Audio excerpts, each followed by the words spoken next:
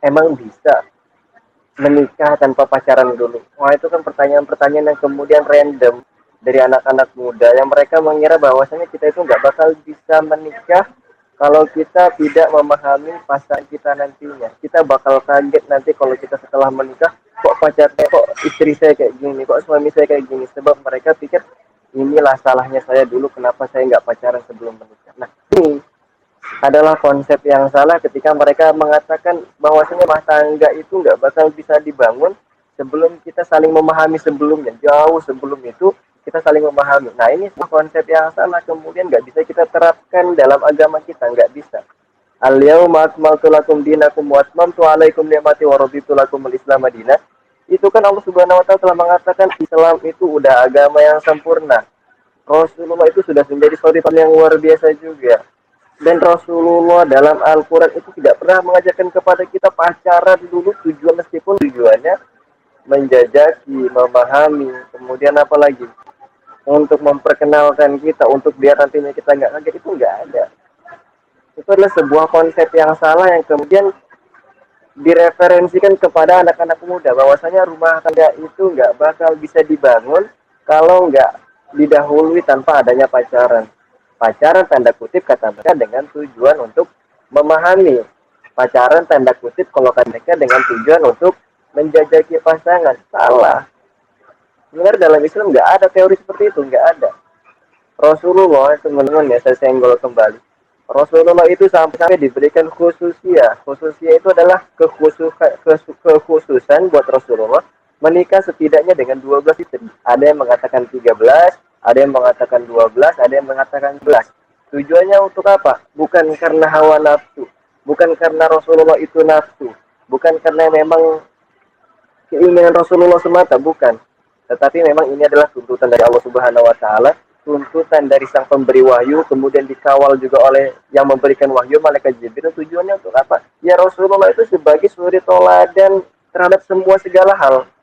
Kayak menjadi suami, iya. Keluarga Rasulullah itu kalau untuk perempuan-perempuan itu bisa menjadi sebagai contoh suri dan terlengkap. Tujuannya apa menikah dengan 12 istri tadi? Wa mayatiku anil hawa. Bukan karena hawa nafsu Rasulullah menikah dengan 12 istri, bukan. In huwa illa wahyu yuha. Akan tetapi ini adalah sebagai wahyu dari Allah Subhanahu wa taala dengan tujuan agar umatnya itu bisa mengikuti role model apa yang harusnya mereka tiru, ya kayak kita gitu. Kita harus memiliki role model siapa-siapa yang kemudian pengen jadikan hidup itu sebagai hidup yang benar. Banyak role model, banyak. Tetapi role model yang mengajak kita kepada kebenaran, menjauhkan kita pada kesesatan itu sedikit. Bahkan Rasulullah itu adalah satu-satunya role model terlengkap yang kemudian nggak ada duanya, itu nggak ada, cuma ada pada Rasulullah sendiri.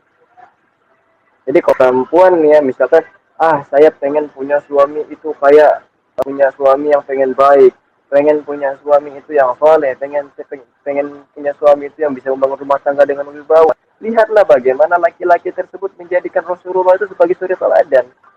Bisa kita lihat. Kemudian nih laki-laki misalnya kalau misalkan pengen mencari wanita itu, maka lihatlah wanita-wanita yang mereka itu mencontohkan kehidupan keluarga Rasulullah, rumah tangga Rasulullah.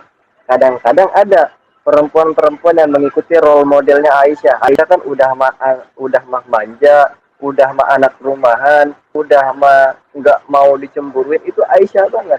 Anak rumahan banget itu Aisyah. Kadang-kadang ada wanita menjadikan role model menjadi Aisyah, ikuti. Itu lengkap. Anak ada yang sukses karena karir, ada ikuti jejak langkah Siti Khadijah, sukses gara-gara karir, ada yang memiliki sifat keibuan yang luar biasa, ada. Maka dengan cara ilmu apa kita mengatakan bahwasanya pacaran itu tujuannya untuk memahami pasangan kita? Ini adalah sebuah konsep yang salah yang kemudian menjadi guidance anak-anak muda sekarang. Nah, ini menjadi satu problem yang salah banget. Karena memang itu yang didapati oleh anak-anak muda. Makanan manusia ya teman-teman. Makanan kita manusia.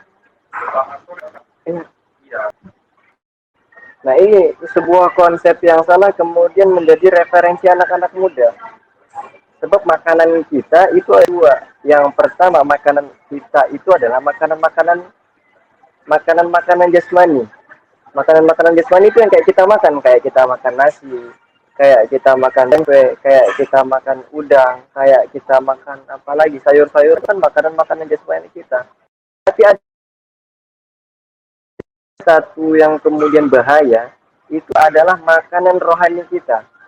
Makanan rohani itu ya makanan kayak yang kita lihat, yang kita dengar, yang kita perhatikan, yang kemudian bisa menjadi habit bagi kita. Nah, anak-anak muda kemudian dicekoki dengan makanan-makanan rohani seperti ini.